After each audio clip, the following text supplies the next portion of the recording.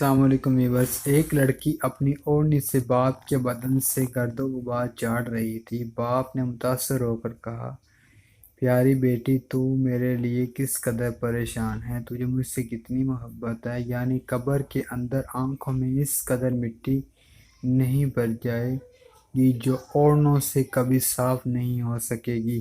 ہر شخص کی روح قبر کی طرف بھاگی جا رہی ہے۔ جیسے سرکش گھوڑا تھامنا مشکل ہوتا ہے، اس طرح اس کو بھی تھاما نہیں جا سکتا۔ موت آ کر جسم کی رب توڑ دے گی، یعنی تعلق توڑ دے گی۔ پھر یہ سواری یعنی جسم لازماً قبر کے گڑھے میں گرے گا۔ انسان کا جسم فانی ہے۔ جب اس کی روح اس دنیا سے رخصت ہو جائے گی تو اعمال کے سوا کوئی چیز بھی اپنے ساتھ نہیں لے جا سکے گی۔ اسی لیے خدا کے سامنے رو دھو کر اپنے اعمال کو پاک کر لینا۔